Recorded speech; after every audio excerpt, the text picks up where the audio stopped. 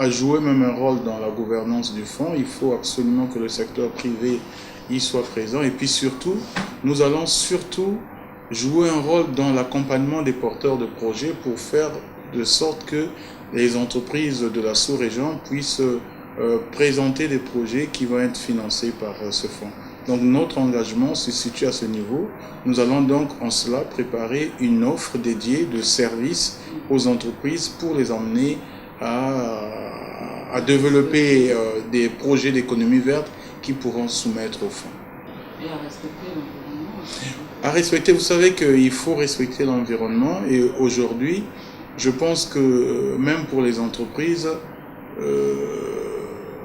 c'est une question de survie pour les entreprises. Parce qu'aujourd'hui, lorsque vous appliquez, vous respectez l'environnement, ça veut dire que vous faites attention à optimiser les ressources que vous utilisez. Je prends un exemple simple. Aujourd'hui, vous avez les entreprises parfois utilisent de l'eau pour les travaux d'entretien, parfois pour la production, mais peu d'entreprises ont mis en place des systèmes pour pouvoir recueillir l'eau de pluie qu'ils pourront utiliser pour les entretiens. Donc, s'ils le font, c'est des économies, ça va leur permettre de réduire leur facture de consommation d'eau. Donc, il y a plusieurs pratiques comme ça qui vont avoir un impact sur leur compte d'exploitation. Et donc, en cela, les entreprises en sont conscientes et je suis sûr qu'elles vont travailler non seulement à se développer économiquement, mais aussi à préserver leur environnement parce que les ressources qu'ils utilisent ne sont pas toujours inépuisables. Donc, les entreprises doivent gérer la ressource qu'ils ont. Mais il y a le problème de renforcement des capacités aussi, parce que pour gérer à bon escient les pollutions, la prévention de l'environnement par les sociétés, ça demande aussi un savoir-faire. Parce que dans votre communication, vous avez parlé aussi du renforcement des capacités.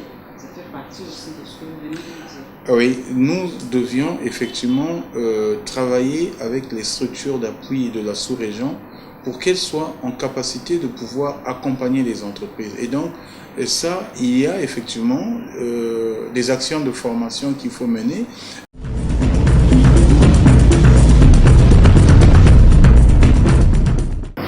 Alors, parlons maintenant du forum Green Business. Depuis sa première édition jusqu'à la 5e édition, puisque nous sommes encore en 2014, quel bilan faites-vous de cette édition? Est-ce qu'il y a eu des avancées? Bon, la première avancée, c'est l'institutionnalisation de ce forum. Vous voyez que d'une initiative prise à Pointe-Noire, c'est devenu un événement sous-régional.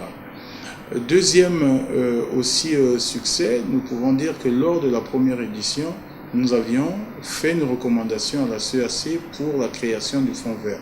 Vous voyez qu'aujourd'hui, nous avions avancé, les ministres ont adopté la création du Fonds vert. Nous avions aussi, à l'une des éditions, créé un réseau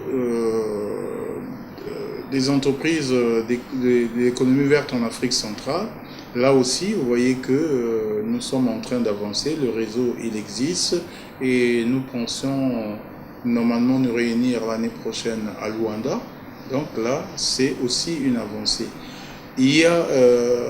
On avait aussi comme recommandation de créer un centre de formation dans le domaine de l'économie verte. Depuis l'année dernière, au niveau de Pointe-Noire, nous avions monté en partenariat avec la Chambre de commerce et d'industrie de Paris-Île-de-France, une école supérieure de commerce et d'industrie à Pointe-Noire. Et dans cette école, il y a des formations sur le management de la qualité, de la sécurité et de l'environnement. Donc vous voyez que tout ce que nous avions mis en place est en train d'avancer. Et puis au niveau local, nous avions travaillé sur les acteurs, sur les entreprises. Là aussi, nous avions mis en place des clusters, c'est-à-dire des regroupements d'entreprises qui travaillent dans le même secteur pour pouvoir avancer les choses. Nous avons mis en place un cluster sur les déchets et un cluster sur toutes les entreprises qui travaillent dans le secteur de la cosmétique. Voilà, en termes d'avancée, tout ce que nous avions pu faire aujourd'hui. Et puis, vous voyez que même la CEAC en a fait un pôle de diversification des économies. Donc, pour nous, nous pensons que nous n'avons pas prêché dans le désert, nous sommes en train d'avancer, même si nous reconnaissons que il y a encore énormément de choses à faire pour que l'économie verte soit une réalité pour nos populations. Alors, de plus en plus, on parle aussi on parle de l'économie verte, tout comme on parle aussi de l'économie bleue. L'économie bleue, donc, c'est la gestion des mers, des océans, mais nous savons aussi qu'à Pointe-Noire, là où vous êtes, il y a beaucoup de cas de pollution, surtout les entreprises qui sont là-bas ne respectent pas trop l'environnement. Qu'est-ce que vous faites, vous, une business, par rapport à ces cas de pollution à Pointe-Noire? Vous savez qu'aujourd'hui, dire que les entreprises ne respectent pas les règles, je pense que la nature, je pense que c'est peut-être trop dire. Vous savez qu'aujourd'hui, les entreprises de plus en plus sont conscientes qu'elles évoluent dans un environnement qu'il faut préserver. Et puis aujourd'hui, vous avez les parties prenantes qui sont aujourd'hui sensibilisées, ne laissent plus faire n'importe quoi. Donc, nous aussi, de par notre message, nous diffusons toujours le message de la protection de l'environnement. Et donc, il y a des actions qui sont menées pour que finalement l'environnement soit préservé. Si je prends le cas, par exemple, de l'industrie pétrolière, vous savez, il y a quelques années, tout le gaz qui était produit était torché. Aujourd'hui, vous voyez que le gouvernement a mis en place une centrale électrique à gaz qui récupère une bonne partie de ce gaz qui était torché. Donc, vous voyez que et le gouvernement et les entreprises et aussi la population, il y a une réelle prise de conscience où on est en train d'avancer pour que finalement nous continuions à produire tout en préservant l'environnement, parce que on nous a fait don de la nature. Il faut qu'à notre tour nous léguons un environnement tel que le plus près possible que nous l'avons reçu de nos parents, sinon mieux que ce que nous avions reçu. Mais il y a un problème, parce que les déchets, les ordures ménagères sont souvent déversés dans l'océan. Par exemple, le cas de Pointe-Noire, à ce moment-là aussi, ça bloque les opportunités de l'économie bleue et de l'économie verte. Vous savez qu'aujourd'hui, en matière de déchets, l'Afrique aujourd'hui, même si elle produit le moins de déchets au monde, mais c'est le continent qui croule sous des déchets. L'Afrique produit moins de déchets au monde. Mais comme nous n'avions pas une bonne gestion de nos déchets, c'est pour ça que nous voyons que nous sommes entourés de déchets, mais si vous voyez les chiffres, nous produisons moins. Donc, il nous faut mettre en place un système de gestion des déchets. Et pour nous, nous pensons qu'il faut donner de la valeur aux déchets pour que finalement, ce déchet soit vu autrement. Je vais vous prendre l'exemple des déchets ferreux. Vous avez vu que depuis quelque temps, si je prends le cas du Congo, il n'y a plus aucun déchet ferré quelque part parce qu'on a donné de la valeur. Oui, parce qu'il y a une société qui transforme, qui utilise ces déchets pour d'autres fins. Mais c'est parce qu'on a donné de la valeur aux déchets ferreux. Il faut aussi aujourd'hui donner de la valeur aux déchets ménagers. Par exemple, on peut fabriquer du compost avec. Et là aussi... Mais créer aussi des sociétés de transformation. Là, aussi, je pense qu'il y a des expériences qui sont en train d'être menées. Je sais qu'à Pointe-Noire, il y a des entreprises qui ont commencé à tenter des expériences, à fabriquer des pavés à partir des déchets plastiques. Donc, les entreprises réfléchissent comment donner de la valeur aux déchets pour que finalement, nous pensons que demain, au lieu de payer pour voir ces déchets ramassés, je crois qu'on va être payé pour céder ces déchets aux entreprises qui en auront besoin. Donc, il faut que nous travaillions dans ce sens. Nous nous espérons que ça va marcher. On aura plus d'entreprises de traitement des déchets en République du Congo. Maintenant, pour terminer, M. Didier Mabwezela, la 6e édition du Green Business, vous avez parlé de quoi? Pour la 6e édition, nous allons travailler sur le thème investir dans l'économie verte en Afrique centrale pour inventer demain. Parce que nous pensons que l'économie verte... Un thème profond. Oui, l'économie verte doit nous permettre en fait de penser, de repenser nos façons de faire. Vous avez parlé de déchets. Aujourd'hui, il faut absolument que nous pensions notre façon de faire. Mais ça ne concerne pas seulement les entreprises, ça concerne aussi le citoyen qui, finalement, ne respecte pas l'environnement dans lequel il vit, qui jette ses déchets n'importe où, qui ne balaye pas devant chez lui.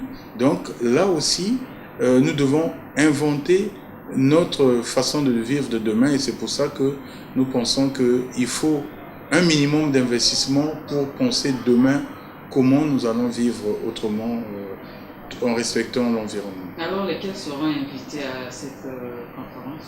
À cette conférence, vous savez que nous tenons à ce que ce soit un forum qui regroupe non seulement le secteur privé, mais aussi la société civile et les pouvoirs publics. Et surtout, nous recherchons, à travers une veille que nous organisons, quels sont des acteurs qui ont des bonnes pratiques qui peuvent partager à ceux qui viennent au forum. Donc, cette année, ça sera le même principe. Il y aura donc des experts,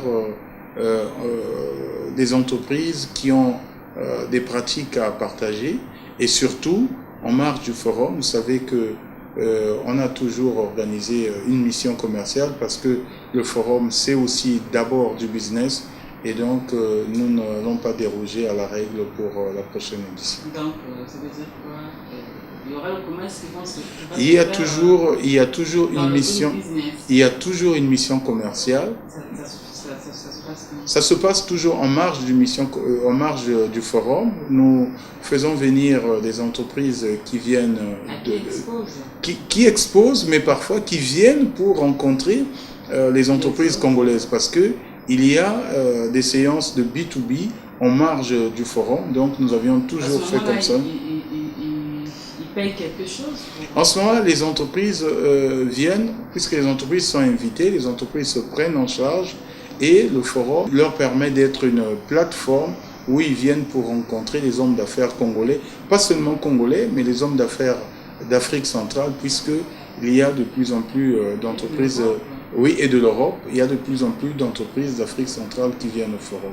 Donc, mais nous sommes en train de travailler avec un certain nombre de pays qui vont être invités au niveau du forum. Vous savez que chaque année, nous essayons de diversifier les invités. Il y a 3 ans, nous avons fait venir des entreprises vietnamiennes et l'année dernière, nous avions eu une vingtaine d'entreprises amenées par la Chambre de commerce de Paris. Aujourd'hui, nous sommes en train de travailler avec d'autres pays pour pouvoir diversifier nos partenariats avec les entreprises d'autres régions du monde. Merci beaucoup, M. Didier Mabwezela, d'avoir répondu à notre invitation. Alors, je ne sais pas si vous avez un mot de conclusion pour notre entretien.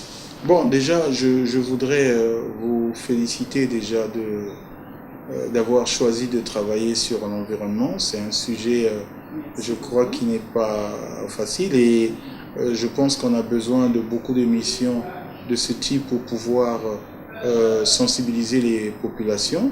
Et